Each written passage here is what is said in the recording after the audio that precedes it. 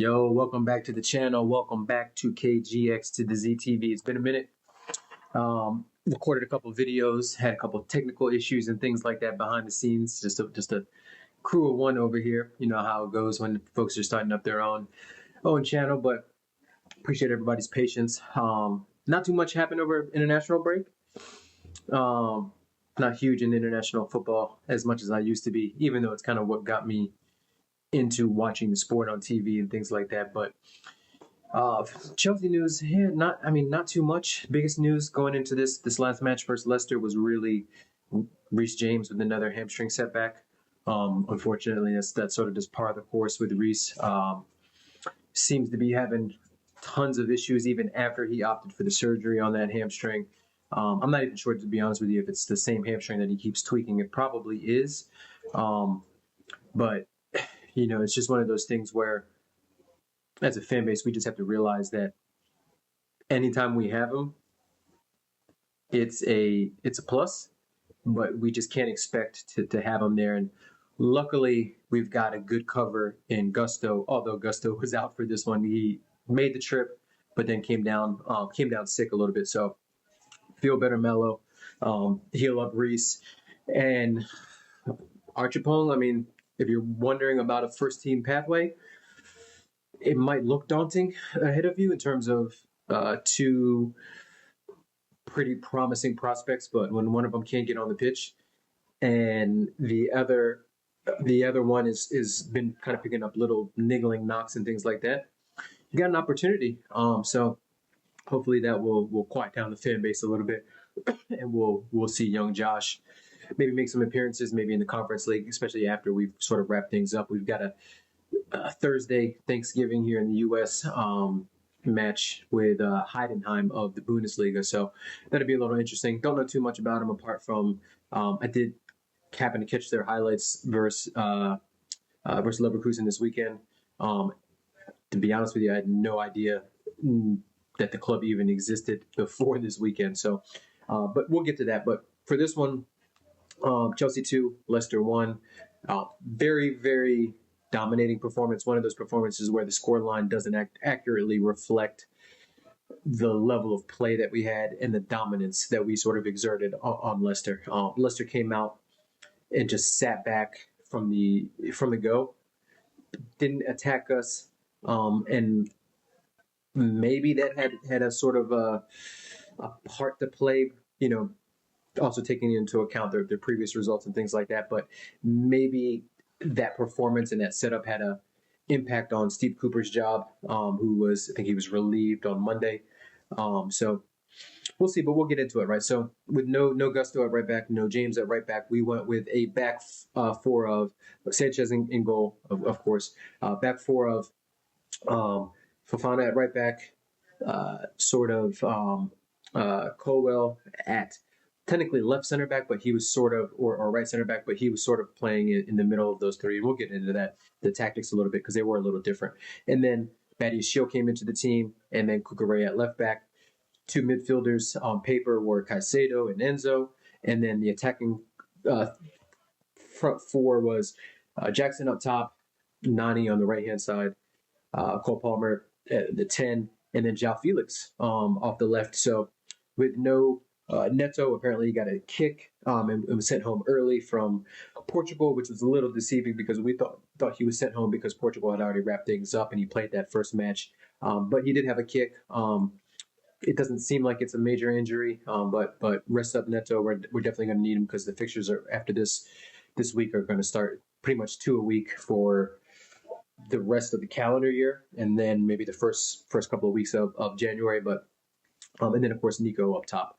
So yeah, a little bit different, right? So instead of the traditional, and maybe this is what Steve Cooper was expecting, and part of the reason why Leicester was so flat was he was probably expecting Cucurella to sort of invert and come in, push Enzo up higher.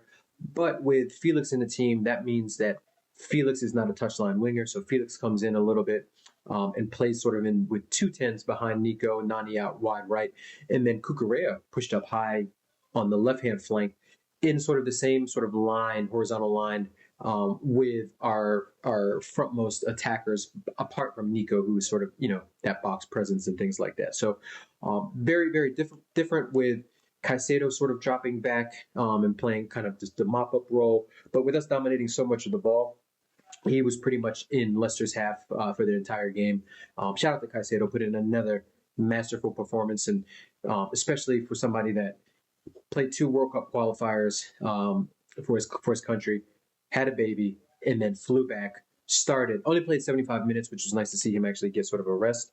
But him and Enzo, who are South American quartet or not quartet or duo, really played well. Enzo in this one and the last match, and even the match before that, is really starting to make his case for reclaiming his starting spot from Lavia. It helps when Lavia is not 100% fit, but Lavia was available on the bench and did come in a little bit later. But what that meant was, we had a lot of attacking talent. We had good width on the side. Nani provides that direct 1v1, whereas Cucurella is looking more for cutbacks and things like that. And he did. He had a couple of nice cutbacks.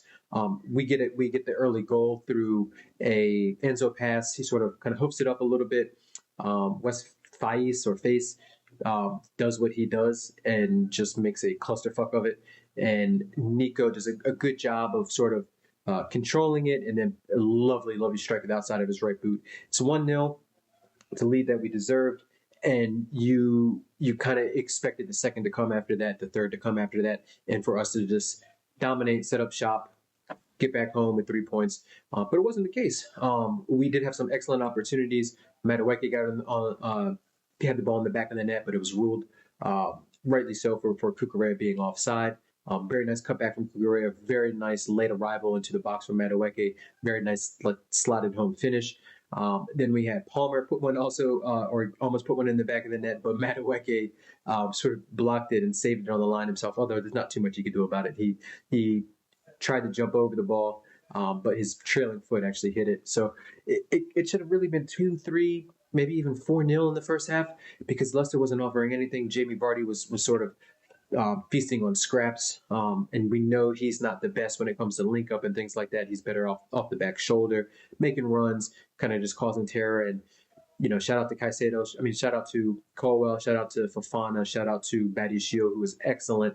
All 3 guys who came into the team: Badiashile, Enzo, and João Felix were all very good, very instrumental. Did very well in putting their imprint on the game, and for the first time, you'd argue that some of them made some shouts to start, and we'll see what happens on Thursday. We'll see what the fitness is. Jadon Sancho came in off the bench on the second half to get some minutes, so it's nice to see him sort of come back. But yeah, it'll be very interesting. And unfortunately, the chances like I said, kind of alluded to before in the first half, just didn't fall. And then ultimately, what happened was, we needed I think a 79th or 80th minute goal from Enzo. Again, Cucurella with a cross. The keeper does a pretty good job of parrying it, but unfortunately he parries it right to Enzo, which might not be a pretty good job of parrying it, but it was a pretty good save. And then Enzo with a header, so goal and assist for Enzo.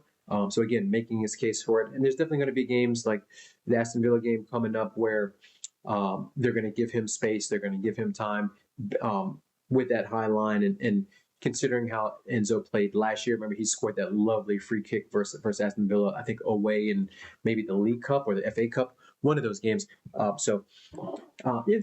Things are looking good. We did give away a cheap goal at the end with a penalty. Penalty was kind of soft. You could say that the Leicester player tripped himself and then got fouled, but Sanchez probably should have saved it. Very savable height right down there to his right hand side on his strong hand. But apart from that, Sanchez didn't have too much to do. He did put us under pressure, I think, once or twice with some lazy and sloppy passes. But that's what he's going to do. That's what Maresca wants from him. And there's probably a reason, to be honest with you, why Maresca is going with him as opposed to Jorgensen, right? We got to remember Maresca sees these guys every day in training and sees their performance and knows, the kind of the confidence levels that these guys bring. I'm always of the opinion that the worst position to be shaky at is goalkeeper, because that puts fear into your back line, which puts fear into your midfield, and then also puts pressure onto your attackers. So, you know, the goalkeeper position as a whole remains a big question mark for us. And if we want to take that next step, we're going to need one of the 7 or 8 keepers that we have to come good, whether that's Sanchez, Jorgensen, Penders, Petrovic, and who else? Whoever else is out there, Bettinelli and all those guys. Some of those guys will never even sniff the first team. But yeah, overall, very good performance, very good pragmatic approach, very good tactics, very good subs from Enzo Maresca, and just like I said, very calm. 2-1 flatters Leicester, to be honest. But again, big week coming up, especially probably our stiffest competition. Maybe you could argue Panathinaikos away, but our stiffest competition coming up in the Conference League, which would be interesting to see who goes into the B team, and then who kind of solidifies that place in the A team. But after that, it's a big one. Aston Villa, Sunday at home. Villa's been dropping points lately. We're still kind of in that 3rd through 9th or 10th spot where everything is really tight. So there's some opportunity to create some distance. And with the fixtures being relatively favorable, I think the only big team that we have after that in the league over the next like 10 matches is Spurs at home, I think. And, we've seen what Spurs is about, right? One week they can be world beaters, beating City, smoking them 4-0 at the Etihad. Then they can also hand Palace their first win, hand Ipswich their first win, and things like that. So it'll be up for it, big London derby, but that's still 3 or 4 matches away. But yeah, for this one, like I said, good performance. Came out of it all healthy, no injuries in it. Got some folks some minutes, got some folks some time, got some folks some minutes with new players in there, little tweaks to the system so to give opposing managers and opposing coaching staffs another thing to think about when prepping for Chelsea. How do we set up and things like that? So yeah, plaudits all around to the fellas and to the staff, and looking forward to it. So try to get some more content out as usual. I know, I apologize, folks, but make sure you hit that like, make sure you hit that subscribe, and we will see you at the next one. Peace.